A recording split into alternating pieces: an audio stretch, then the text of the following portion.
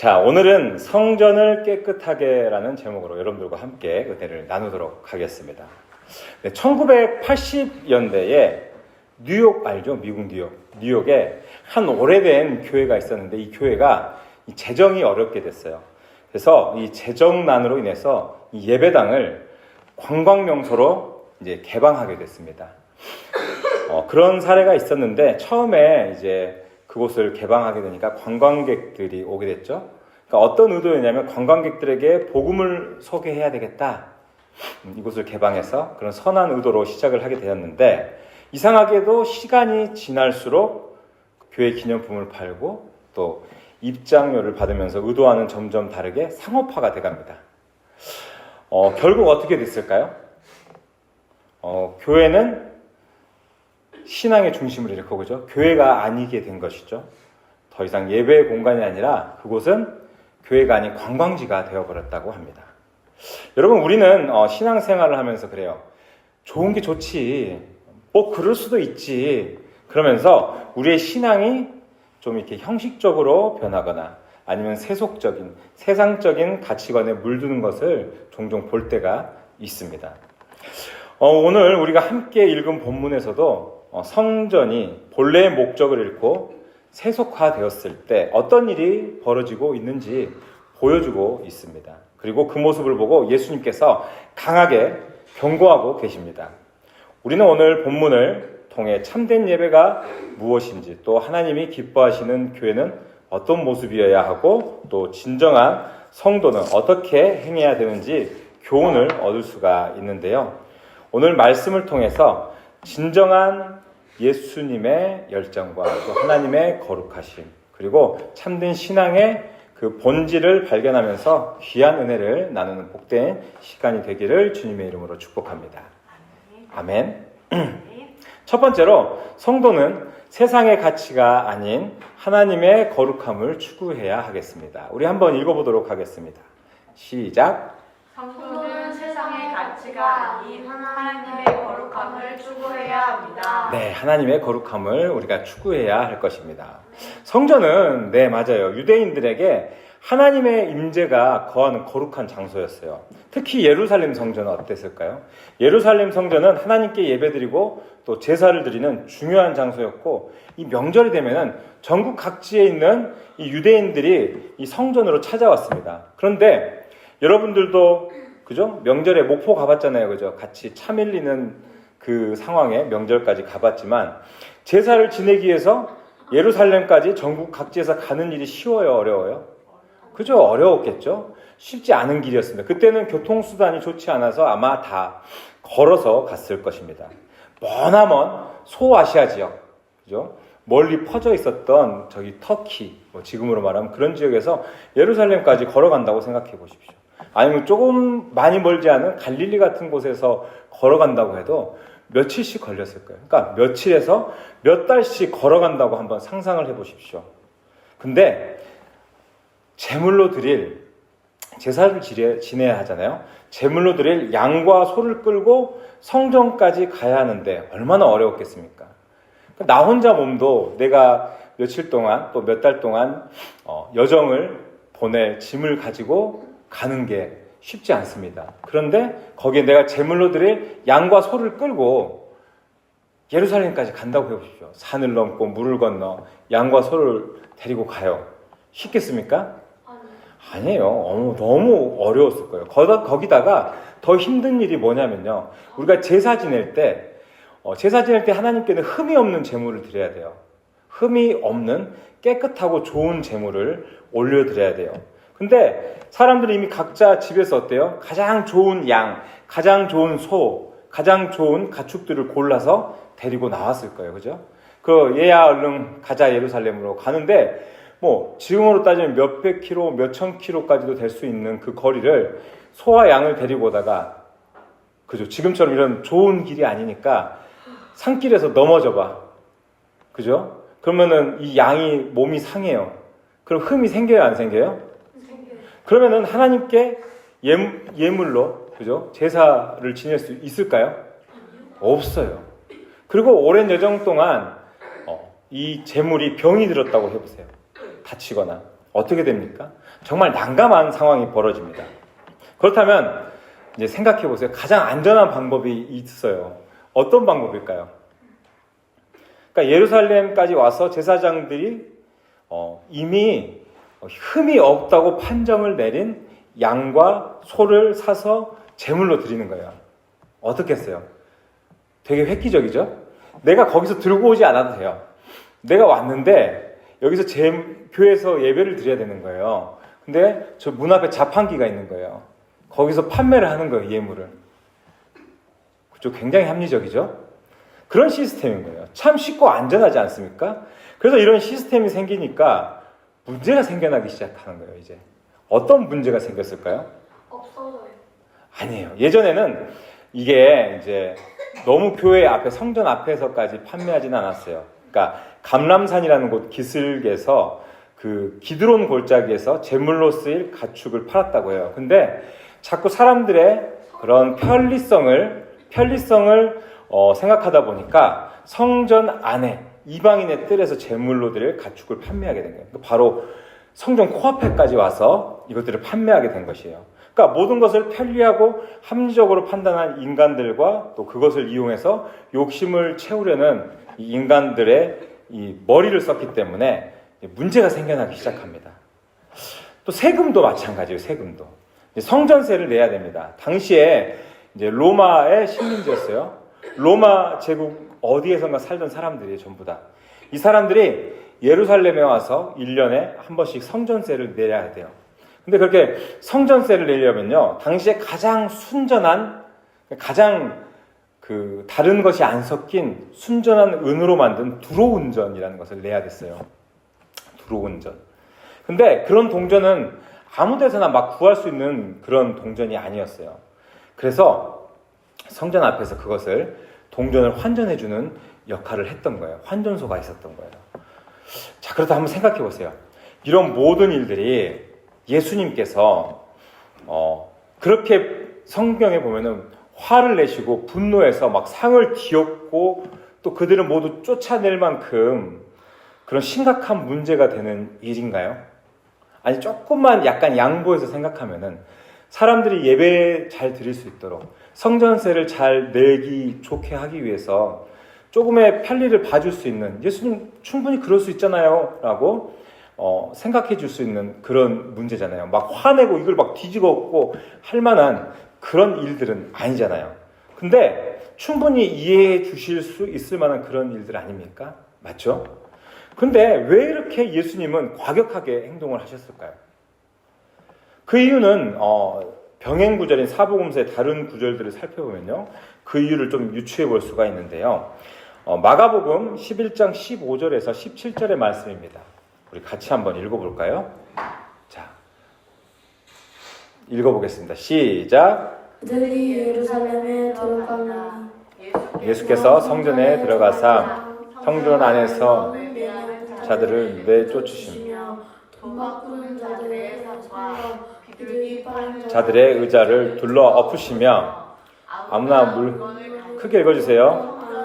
지나다님을 허락하지 아니하시고 이에 가르쳐 이르시되 기록된 바 내 집은 만민이 기도하는 집이라 칭함을 받으리 하지 아니하였느냐. 너희는 강도의 소굴을 만들었다. 아멘. 네. 아멘. 네. 자, 마지막 17절을 보면 뭐라고 하세요? 네. 네, 아버지의 집을 강도의 소굴로 만들었다고 이야기를 하고 있습니다. 그러니까 우리가 여러 정황과 예수님의 말씀을 좀 취합을 해가지고 짐작을 좀 해볼 수가 있는 상황은요, 당시에 이제 종교 지도자들이 이제 어떤 사람들에게 권리금이라고 하죠.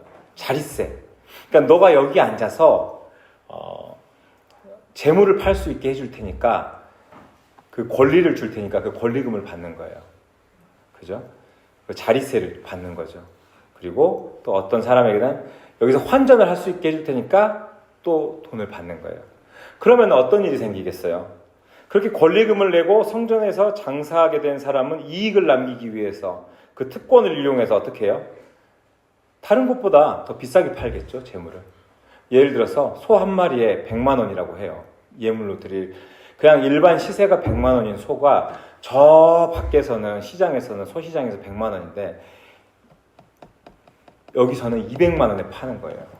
200만 원. 특히나 이제 어떤 일이 벌어지냐면요. 제사장들이 성전 안에서 구입하지 않은 소나 양을 백성들이 끌고 와요. 왜냐하면 이럴 거 아니에요. 저기 가니까 200만 원 하더라. 소가 소문이 났어요. 그럼 어떻게 해요? 100만 원 하는 소시장에서 소를 사갖고 왔어요. 그 제사장에게 이 소로 난 제사를 지내겠습니다 하고 갔는데 검수를 했는데 이 소는 흠이 있네. 탈락. 그리고 제사를 못 지내게 하는 거예요. 자꾸 퇴짜를 놓으니까 백성들이 어떻게 해요? 마음이 불편한 거예요. 제사를 못 지내니까 자꾸 수고롭게 되는 거예요. 다시 가서 다른 소를 또 사와야 되는 거예요. 그럼 어떻겠어요? 그럴 바에 내가 이런 수고를 할 바에 그냥 저기에서 소 사야 되겠다. 그런 생각이 들겠죠? 이 사람은 2번, 3번, 4번, 5번 제사를 지내러 갔어요. 근데 5번 다 퇴짜를 맞았어요. 얼마나 화가 나겠어요? 저 사람들이 짰구나. 저 성전에서 파는 소를 사지 않으면은 제사를 못 지내게 하는구나, 의도적으로. 그런 생각을 할 수 있을까요? 없을까요? 이거는 조직적으로 미리 상인들하고 제사장들이 야합해서 조직적으로 이제 폭리를 취하게 된 것입니다. 아마도 백성들은 어때요? 제사를 지내야 하잖아요. 제사 지내려고 올라온 거니까. 어쩔 수 없이 바가지를 쓰면서도 성전에서 재물을 구입했을까요? 안 했을까요? 네, 그 재물을 구입했을 것입니다. 속으로 뭐라고 했을까요? 저 도둑놈 시끼들. 막 이런 화내면서, 그죠? 그리고 어때요? 어쩔 수 없이 울며 겨자 먹기로 욕하면서 그렇게 따랐을 겁니다. 우리 사랑하는 여러분들, 처음에는 백성들의 그 편의를 도모하고 돕기 위해서 시작했던 일들이에요. 좋은 의도입니다. 근데 그게 어떻게 됐어요? 더 이상 그들을 돕는 것이 아니라 착취하는 행위로 변했습니다. 그렇죠? 그런데 그런 상황에서 예수님이 장사꾼들을 쫓아내셨을 때 사람들은 어땠을까요? 그죠? 속이 시원하죠? 아주 통쾌하고 기뻐했을 겁니다. 상을 콱 뒤집어 푸니까 예수님이 아이고 고소하다. 그런 생각 안 했을까요? 그죠? 그런 생각 하셨을 거예요. 여러분, 성전은 어떤 곳입니까? 성전은 기도하고, 그죠? 제사 지내는 곳, 경건한 곳입니다. 그런데 그런 장소에서 이 성전의 본질적인 기능을 상실한 채 그것이 폭리든 아니면 이익을 남기는 사업처럼 그렇게 운영하면서 어때요? 세상의 가치관에 물들어간다면 그곳이 교회입니까?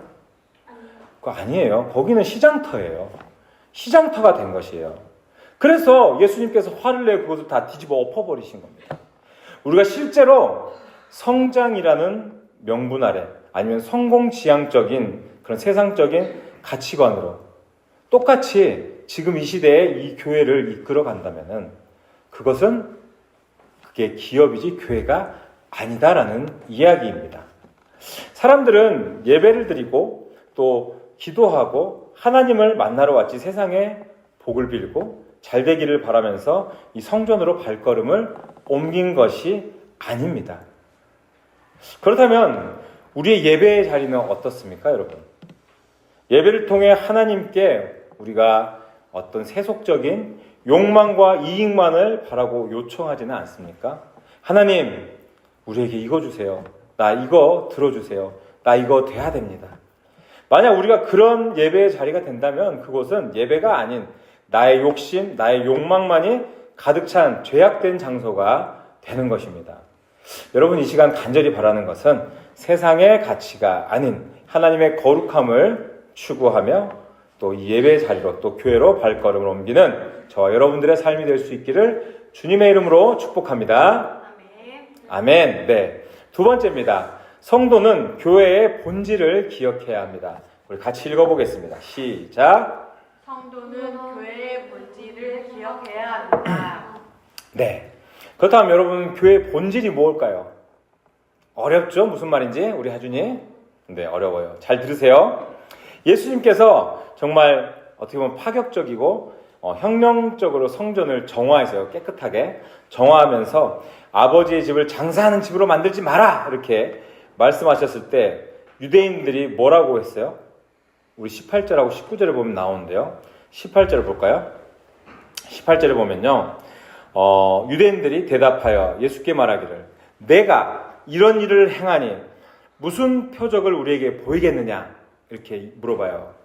네가 이렇게 다 엎어버리고 성전 정화한다고 이렇게 하는 행동으로 이런 일을 행하니까 무슨 표적으로 우리에게 그러면은 보여줄 수 있느냐 이렇게 얘기를 하니까 예수님이 대답하십니다. 너희가 이 성전을 헐어봐라. 내가 3일 동안에 이걸 일으켜버리겠다 라고 이야기를 합니다. 정말 정말 이해하기 어려운 대화이지 않습니까? 3일 만에 건물을 지어요? 지금 이 시대에도 3일 만에 모듈러 주택도 3일 만에 짓기 힘들더라고. 텐트는 3일 만에 짓겠다. 그지? 어려운 얘기 아니에요? 성전은 아버지의 집이니까 어지럽히지 말라고 하셔놓고 곧바로 성전을 헐어버리라고 얘기하십니다. 네. 그게 모순 같죠? 아마 이 말을 들은 주변 사람들은 예수님 잘한다 했다가 저분이 미쳤나? 아니 이게 무슨 얘기지? 아마 그렇게 생각했을 거예요. 아마 너무 당황했을 거예요. 여러분 유대인들에게는요 성전은 정말 특별한 장소입니다. 잘 기억하셔야 돼요. 왜냐하면요 성전은 하나님이 그들 가운데 계신다라는 그런 의미예요. 이스라엘 백성들이 출애굽했을 때를 생각해 보세요. 출애굽했을 때 광야 생활 40년 동안 성막이 그들 가운데 있었어요. 그래서 그 성막이 어떤 것을 의미해요? 하나님이 그곳에 있어서 하나님의 임재를 확인할 수가 있었어요. 성막이 그들 가운데 있어서. 그리고 이제 나중에 어때요? 나라가 만들어지고 솔로몬을 통해서 성전을 지었죠. 그리고 그들과 동행하심을 알게 해달라고 기도했어요. 그리고 나서 성전은 어떤 의미에서 이스라엘 백성에게는 단순히 하나님이 계시는 장소가 아니라 하나님이 그들을 지키시고 구원하신다는 증거이자 확신이 되었던 겁니다. 그런데 그 성전을 헐어버려라 라고 말씀하신 거예요. 그러니까 얼마나 놀래요. 그래서 처음에도 이 제자들이 이 말씀의 의미를 잘 몰랐다고 합니다. 그런데 오늘 본문 21절과 22절에서 이렇게 얘기를 합니다. 자, 제가 읽어볼게요. 같이 읽어볼까요, 한번? 자, 한번 하준 읽어봐요. 자, 같이 읽겠습니다. 시작! 그러나 예수께서 말씀하신 성전은 그분 자신의 몸을 가리키는 것이었습니다. 예수님께서 죽은 자들 가운데서 부활하신 후에 그분의 제자들은 예수님께서 이렇게 말씀하신 것을 기억하였고 그들은 성경과 예수님께서 하신 말씀을 믿었습니다. 아멘. 네. 아멘. 여러분, 하나님께서 그 백성과 함께 하신다는 증거는 이제 성전이 아니라 바로 예수 그리스도입니다. 뭐라고요? 네, 예수 그리스도. 예수 그리스도입니다. 예수님께서 말씀하신 성전은 그분 자신의 몸을 가리키는 것이었습니다. 라고 얘기하지 않나요? 그러니까 임마누엘의 하나님, 우리와 늘 함께 하시는 하나님, 그분이 예수님이라는 것이에요. 하나님께서 우리를 어때요? 사랑하시고 우리를 지키시고 우리 기도를 들으시고 동행하신다는 사실을 알 수 있는 것은 이제 이 성전을 통해서가 아니라 예수님을 통해서라는 거예요. 예수님을 통해서. 그러니까 교회가 성전의 완성이 아니라 예수님이 이 성전의 완성이라는 이야기입니다. 이해가 되십니까? 하나님께서 이 교회 안에만 존재하십니까? 우리가 교회만 와야지 하나님 만날 수 있어요? 우리 하준이? 아니요. 하나님은 어디에나 계시는 분이에요. 어디에나 존재하시는 분이고 예수님을 믿고 예수님과 연합된 하나님의 사람들 안에 계신다고 해요. 우리가 집에서도 예배드릴 수 있고 어느 곳, 어느 장소에서든지 우리가 모여서 함께 하나님을 사랑하고 하나님을 믿는 사람들이 예배드릴 수 있다는 거예요. 그곳이 또 성전이 될 수 있다는 것이고. 그렇기 때문에 우리는 예수 그리스도를 어때요? 우리의 마음에 모심으로써 우리 자신이 성전이 되었다라는 사실을 기억해야 합니다. 우리의 마음이 뭐라고? 우리 자신이 예수님의 성전이 되었다라는 것이에요. 여러분, 이스라엘 백성을 하나님께서 구원하시고 광야의 길을 가는 동안 어땠습니까? 결코 그들이 혼자 가도록 두신 적이 없어요. 하나님께서 그들에게 길을 인도하고 있다는 사실을 알게 하기 위해서 어때요? 구름 기둥과 불 기둥으로 그들을 인도하셨습니다. 그리고 그들 가운데 임재하셔서 동행한다는 사실을 알기 위해서 그들 가운데 성막을 만들어서 두셨잖아요. 그리고 이스라엘 백성들이 광야의 여정 가운데서 어때요? 얼마나 힘들었겠어요. 그리고 얼마나 고달팠겠어요. 얼마나 외로웠겠어요. 그리고 위험한 상황도 많이 겪지 않았겠습니까? 그런 환난 중에도 그들이 하나님의 위로와 보호하심과 모든 것들을 경험할 수 있었던 것은 결국에 그 성막이 있었기 때문에 그런 안정감을 느낄 수 있었던 것 아니겠습니까? 그들이 범죄했을 때도 또 그들은 성막에서 제사를 드림으로 죄사함을 받았어요. 위기에 처했을 때도 그들은 성막에 나와서 기도함으로 하나님께 도우심을 구할 수가 있었어요. 그리고 결국에 이제 가나안에 정착해서도 이스라엘 백성들이 진짜 경험했던 위기가 뭔지 아십니까? 그거는 외부에서 오는 침략해오는 적들에 의해서 오는 위험과 고통이 아니라 그들이 제사를 폐지하고 하나님을 떠났을 때 진짜 위기가 왔던 것입니다. 그렇지만 그때도 하나님께서는 이스라엘 백성 가운데 계셨습니다. 성전이 있었고 성전에서 제사할 수 있어서 그들은 하나님이 필요할 때마다 그들은 하나님을 찾았고 하나님께로 돌아올 수가 있었던 것입니다.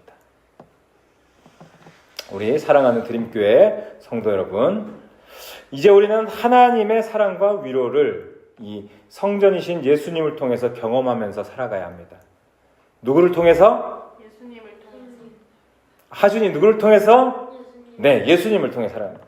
우리가 사는 것이 너무 벅차고 또 되는 일이 없어도 예수님 때문에 하나님께서 우리를 사랑하시는 것을 알 수가 있지 않습니까? 하나님께서 예수님을 보내서 우리를 구원하셨지 않습니까? 날마다 같은 죄를 반복하고, 그죠? 친구와 싸우고, 어떨 때는 사탄이 우리를 넘어뜨리고, 그 사탄이 우리를 비웃고, 고개를 들 수가 없을 때도 하나님은 어때요? 너 정말 그렇게 죄 짓고 살면은 내가 너를 버리겠다. 그러십니까? 안 그래요. 그럼에도 내가 너를 사랑한다. 하윤아. 그래도 내가 너를 사랑해. 하준아. 하나님께서 그렇게 얘기하신다니까요.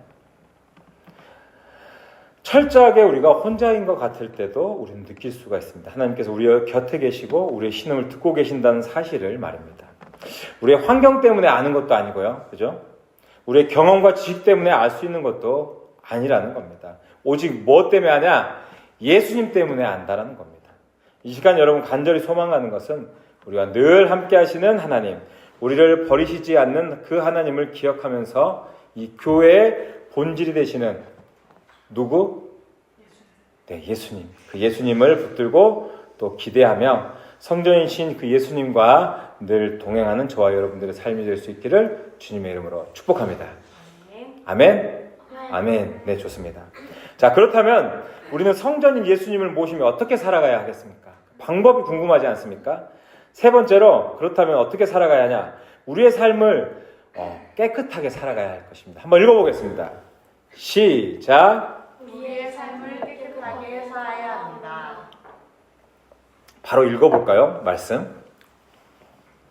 요한복음 22장 23절부터 25절까지의 말씀입니다. 같이 읽어보겠습니다. 시작. 유월절에 예수께서 예루살렘에 계시니 많은 사람이 그의 행하시는 표적을 보고 그의 이름을 믿었으나 예수는 그의 몸을 그들에게 부탁하지 아니하였으니 이는 친히 모든 사람을 아시며 또 그분에 대하여 누구의 증언도 받으실 필요가 없었으니 이는 그가 친히 사람의 속에 있는 것을 아셨습니다.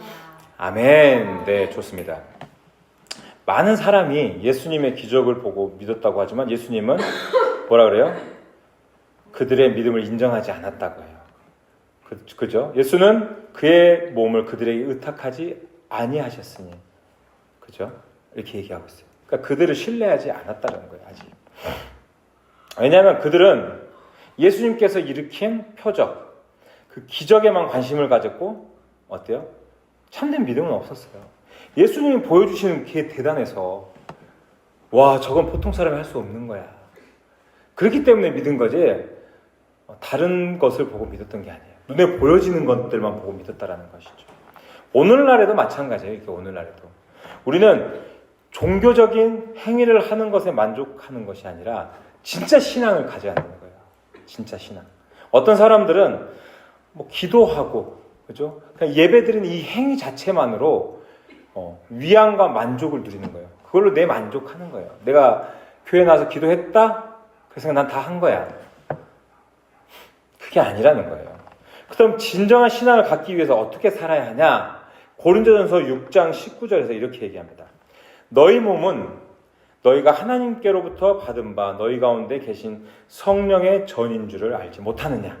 너희는 너희 자신의 것이 아니라 이렇게 이야기를 합니다. 너희 자신의 것이 아니라. 그러니까 지금 이 말씀처럼 삶을 성전처럼 거룩하게 살아가야 한다는 것이. 그죠? 그러니까 이 말씀에서 우리 몸이 성령의 성전이라고 이야기를 하고 있는 거예요. 성령님이 내주하시는 곳, 그러니까 머무르시는 곳이 우리 몸이라고 하면 우리는 어떻게 해야 돼요? 깨끗하게 되겠죠. 여러분들 생각해 보세요. 교회에 입구에 똥이 막 있어. 여기 막 똥 덩어리들이 있어. 그럼 교회 들어오고 싶겠어? 안 들어오고 싶겠어? 그냥 딱 까놓고 얘기해서 솔직히. 그죠? 더러워서 못 들어오겠죠. 그럼 어떻게 해야 되겠어요? 피해 다녀요? 자연적으로는 안 없어질 거 아니에요. 그죠? 깨끗이 치우고, 그죠? 냄새 나지 않게 환기시키고, 그죠? 락스로 빡빡빡 닦고, 향기나게 착착착착착 향기나게 뿌리고, 그죠? 그 흔적을 완전히 지우겠죠. 그래야지 어때요? 교회 오는 성도님들, 손님들이 왔을 때 좋겠죠. 아, 저기 똥 묻은 교회야. 이렇게 되면 돼요? 아니죠. 마찬가지, 우리 집도 마찬가지죠. 그죠? 늘 깨끗하게 해야 하지 않겠어요? 마찬가지입니다. 이렇게 깨끗하고 정결한 삶을 살아야지 성령님도 우리 가운데 찾아오신다라는 거예요. 우리 마음속에 더러운 거, 지저분한 거. 그래서 우리가 얘기하는 게 게임하고, 그죠? 우리 안에 나쁜 생각하고, 죄를 짓고 한다면은 그 안에 성령님이 머무르시지 않는다라는 얘기를 하는 거예요. 주님이 좋아하시는 것들로 채울 수 있도록 노력해야 한다는 거죠. 우리 마음속에는 언제든지 꿈틀거리고 솟아나는 어때요? 욕심, 탐욕, 하고 싶은 것들, 세상적인 것들, 어때요? 이런 것들 절제하고 살아야 한다는 거예요. 우리에게는 주어진 예배의 자리, 이 기도의 자리, 이 신앙생활의 자리를 정말 형식적으로 대충 와서 엄마 아빠가 목사님이니까 시간만 보내고 가자. 그런 겁니까? 아니죠. 네. 내가 사랑하는 하나님, 나를 사랑하는 그 하나님 예배하고 기도하고 찬양합니다. 그렇게 나와야 되는 거 아니겠습니까? 아멘? 네. 그렇게 우리가 진정한 예배자로 하나님의 마음에 합한 사람으로 하나님의 거룩함을 추구하는 인생을 살도록 우리가 노력해야 한다는 것입니다. 그렇기 위해서는 우리는 변화되기 위해서 어떻게 해요? 부단히 노력하고 애써야 하는 겁니다. 여러분들 변하기 위해서 노력하고 애쓰십니까? 애써야 하는 겁니다. 쉽지 않아요. 세상의 대응, 세상의 가치로 우리가 계산하면서 사는 것이 너무 어렵습니다. 그래서 그렇게 사는 모습이 아니었던 그런 예수님의 모습, 그 살아가셨던 모습대로 우리가 살도록 애를 써야 한다는 것입니다. 재밌는 얘기 하나 해드릴게요. 잠을 팍 깨세요. 다 왔습니다. 어느 괴팍하고 돈 많은 회장님이 있었어요.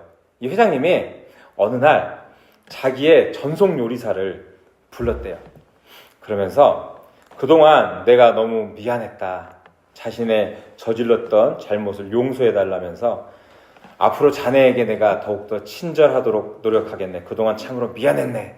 이렇게 사과를 했대요. 그러자 그 말에 요리사가 놀란 거예요. 저런 말을 할 뿐이 아닌데 돌아가실 때가 됐나? 왜 저러지? 그러면서 회장님, 그 말씀 진심으로 하시는 겁니까? 이렇게 물었대요. 그랬더니 회장님이 이렇게 물어봅니다. 회장님께 다시 한번 물어봐요, 이 친구가. 이 요리사가. 회장님, 혹시라도 앞으로라도 제가 음식을 준비하는데 좀 늦어지는 일이 생겨도 저에게 화를 내지 않겠다는 그런 말씀이신가요? 이 말이? 그렇게 물어본 거예요. 그러자 회장님이 물론일세 이렇게 얘기한 거예요. 너무 화통하게. 그러자 한 가지 더 물어본 거예요. 그렇다면은 제가 커피를 드렸는데 커피가 입맛에 안 맞거나 커피가 좀 식더라도 이걸 제 얼굴을 향해서 이렇게 끼얹는 일을 안 하시겠다는 얘기죠? 얼마나 괴팍한 사람이야. 커피를 얼굴에다 뿌렸대요. 그렇게 물었대요. 그러자 회장님이 미안하네. 내가 다시는 그렇게 하지 않겠네. 라고 또 사과를 했어요. 그러자 그럼 마지막으로 한 가지만 더 물어도 되겠습니까? 그러게. 그러자 혹시 이 스테이크 고기가 너무 덜 익었다고 제 월급을 공제하고 하는 일도 하지 않으실 거죠? 이렇게 물어본 거예요. 그러니까 얼마나 나빠요. 야, 이거 음식 고기가 조금 내 마음에 안 들게 익었다. 그래서 월급을 막 까버린 거예요. 그죠? 그렇게 묻자 회장님이 자네는 지금 나를 뭘로 보고 그러냐고. 내가 분명히 약속하지 않았냐고. 내가 분명히 지키겠네. 그렇게 얘기를 한 거예요. 그래서 네, 알겠습니다, 회장님. 그렇다면 저도 회장님께 한 가지 약속을 드릴 수가 있겠습니다. 이제부터 저도 회장님께 드리는 그 수프에 제가 침을 뱉지 않도록 약속하겠습니다. 그렇게 이야기를 했다고 해요. 재밌죠? 지금까지 그럼 시를 그렇죠. 이게 여러분 우리는요, 그죠?